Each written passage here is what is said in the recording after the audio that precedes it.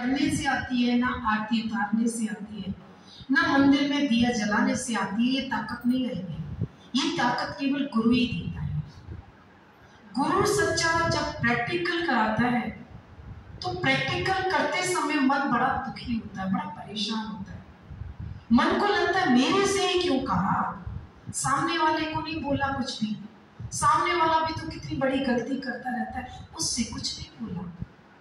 लेकिन गुरु बनाना किसको चाहता है, किसकी कमियां निकालना चाहता है। हर पत्थर में से मूर्ति नहीं निकाली जा सकती। अगर हर पत्थर में से मूर्ति निकाली जा सकती तो हर मूर्तिकार के आगे, जहाँ मूर्तिकार होता है, जहाँ शोरूम होते हैं, वहां बाहर रोड पर कितने टूटे पत्थर डले होते नहीं होते, टूटी मूर्तियां भी होती है, टूटे टाटे पत्थर भी, और ढेर लगा होता है। तो हर पत्थर से मूर्ति इतनी आसान नहीं है। जब किसी से कुछ उम्मीद होती है, गुरु को लगता है कि इसका जीवन बन जाएगा, थोड़ा ये प्रयास करे, थोड़ा मैं प्रयास करूं तो कुछ करिश्मा हो जाएगा और फिर उस जीवन से सबको सुख मिलेगा।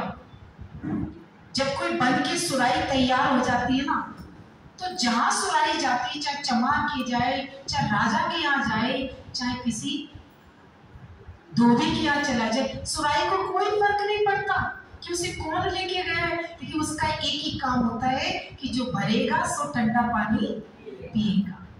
ऐसे जब गुरु के द्वारा जो बना दिया जाता है वो दुनिया से परे हो जाता है।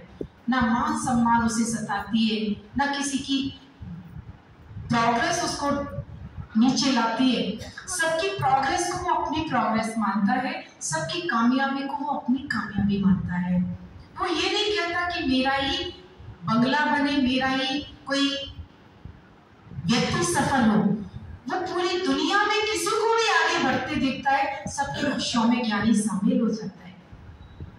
आज यही खुशी हमने छोटे दादाजी को भी देखा, बड़े दादाजी जो आज हमारे दादा भगवान, जिनकी ये नींव जड़ों में ज्ञान फैलता जा रहा है, नींव गहरी हो रही है, जड़ों में ज्ञान गहराई लेता जा रहा है।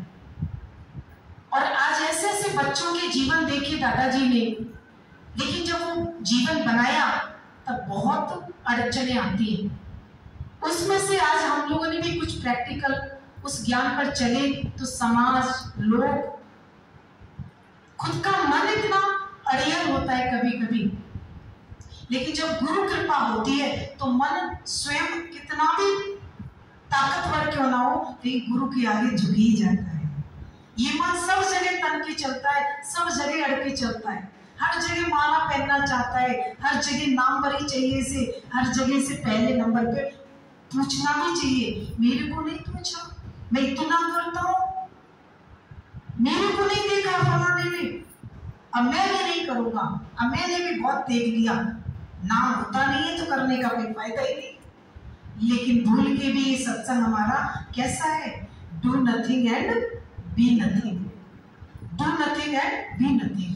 ना कुछ बनना, ना कुछ करना, ना कुछ किया जाता है, ना कुछ बना जाता है। अगर जज भी आ जाए ना और बैरिस्टर भी आ जाए, गुरु उतना ही नम्र होता है और वो नम्रता से सामने वाले के अंदर में भी नम्रता भर देता है।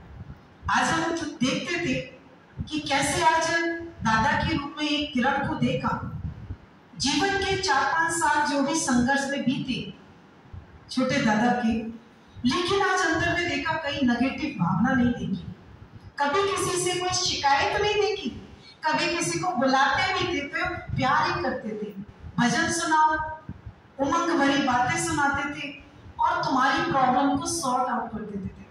कोई कैसी भी प्रॉब्लम लेके आता था, कहता था अरे कोई बात नहीं है, आगे बढ़ो आगे बढ़ो आगे बढ़ो, पीछे जो बीत गया सो बीत जाए। तो आज ये दादा का एक अंश हमने देखा, चाहे पापा के रूप में देखा। वो दादा का जीवन तो नहीं देख पाए हम लोगों ने, लेकिन आज दादा ने बोला था कि मैं अनंत रूपों में दादा बन के आऊंगा, मैं अनंत रूपों में दादा की लीला करूंगा।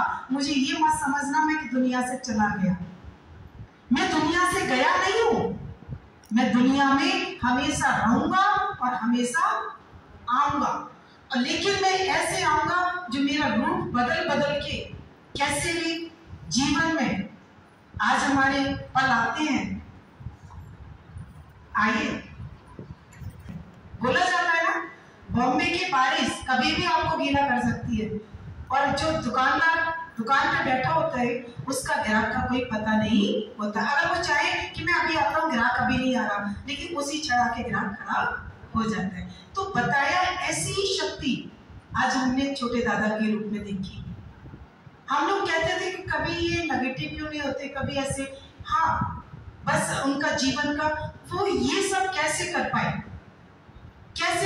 पॉजिटिव एनर्जी से। अपने अंदर की भावना इतनी पॉजिटिव रखते थे, हालांकि शरीर उनका बहुत माइनस था, बहुत शरीर में हरकतें होने को तो बहुत हो सकती थी, लेकिन शरीर में हरकतों को भी रोक लिया उन्होंने। आज अगर हम 8 दिन बेड पर सीधे सीधे लेटने की बारी आ जाए, कैसा लगेगा? हमको लगेगा कि जैसे कौन सी बड़ी सजा मिल गई है। मैंने पैर नीचे नहीं रखा, जमीन पर नहीं रखा, लेकिन 4-5 साल का जो सफर उन्होंने जमीन पर पैर नहीं रख के एंजॉय किया, मैंने एंजॉय करते हुए देखा उनको। मैंने उनको हर जगह हर घड़ी में उनको पॉजिटिव देखा। हम कहते थे किस किस को फोन लगाते रहते हो, उन्हें किसी से कोई फर्क नहीं पड़ता था। हमने कि कोई आएगा, अपने मन से आएगा, आप क्यों इतना परेशान होते हो? बोले अरे नहीं, आने दो, पता नहीं कौन सी घड़ी एंड हो जाए, मिलने मिलाने में जो जीवन गुजर जाएगा, ये जीवन मेला है, इसे मेला बना के ही जीना। अगर मेला जीते जी लगाओगे तो कभी बुढ़ापे में अकेले नहीं रहोगे। और बुढ़ापा अकेला कब होता है? जब तुम जिंदगी में ज्ञान का मेला नहीं लगाओगे। दुनिया का मेला दुनिया लगाती है, लेकिन दुनिया का मेला फिर भी अकेला छोड़ देता है, लेकिन सत्संग का मेला तुम्हें कभी अकेला नहीं छोड़ेगा। ध्यान रखना, सत्संग का मेला हमेशा जिंदगी में लगाना सीख लेना।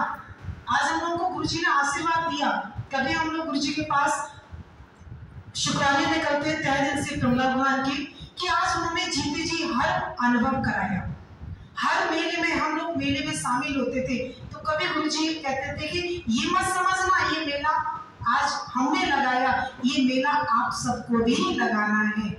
तो आज ये समझ में नहीं आई बात कि गुरु अपने बच्चों का कब आशीर्वाद दे देता है। ये मेला आपको भी लगाना है, लेकिन मेला लगाना इतना आसान होता है क्या? हेलो, होता है क्या? होता है? आप 4 लोगों को एक मत करके दिखा दो मुझे। आपके घर में कोई बर्थडे पार्टी होती है, कोई शादी होती है, कितने लोग आते हैं, कितने कैसे मुंह लेके आते हैं, और सबके मुंह एक तरफ नहीं होते हैं, सब अपना ग्रुप ले लेके अलग अलग अपने आप में मस्त हो जाते हैं। घर वाला जो बुलाता है ना, वो बेचारा कहाँ दुखी है, कहाँ परेशान है, किसी को कोई मतलब नहीं रहता। होता ही नहीं होता, माया में ऐसा होता ही नहीं होता। लेकिन सत्संग का मेला क्या कहता है? एक चलता है तो एक के पीछे सब चलने लगता है। अगर मैं अचानक उठ के यहाँ से बाहर चली जाऊं तो मुझे कहना पड़ेगा क्या? हेलो, सब एक के पीछे एक आ जाएंगे। अरे अचानक कहाँ जा रही हो? अरे अरे अचानक कहाँ गए? होगा नहीं होगा? कोई सब होगा नहीं। तो जीवन में मेला लगाओ। मेला जब ही लगोगे जब निष्कामी होगे, मेला जब ही लगेगा जब तुम प्रेमी होगे, मेला जब ही लगेगा जब तुम अपना दुख भूलकर दूसरों के लिए जियोगे। अपने दुखों की चर्चा करते रहोगे, अपनी प्रॉब्लम को लेके जीते रहोगे, तो मेला कभी नहीं लगेगा। क्या मिलेगा? ढेला। मेला या ढेला? कहते हैं ढेला किसे कहते हैं? कुछ नहीं मिलने को, कहते हैं कुछ हाथ भी नहीं आया ढेला। तो जीवन में ये गुरु जी का आशीर्वाद था, ये दादा भगवान का आशीर्वाद था हम सबको, कि दादा ने बोला मैं अनंत रूपों में आऊंगा और तुमको अपने दर्शन दूंगा। तो उसी की एक छवि हमने छोटे दादा पापा जी की देखी, आज जीता जागता उनका रूप देखा। और हम लोगों ने भी आज कोई अगर 8 दिन भी या महीने भर भी कहीं बैठ कर चला जाए तो किसकी याद आएगी? सीधी आएगी नहीं आएगी? नहीं आएगी ना, आएगी। कह रहे पापा ने इतना समय बिताया, हम लोग तो अभी क्यों नहीं हंस सकते, क्यों नहीं मुस्कुरा सकते, क्यों नहीं सबसे बात कर सकते, क्यों नहीं हम निष्कामी जीवन जी सकते? तुलसी माता को भी हमने देखा, बोले गुरुजी ने बताया कि तुलसी माता भी जाने 6 साल बेड से बेड हो गई थी, उन्होंने भी जमीन से पैर नीचे नहीं रखा। तुलसी माता का जो जीवन था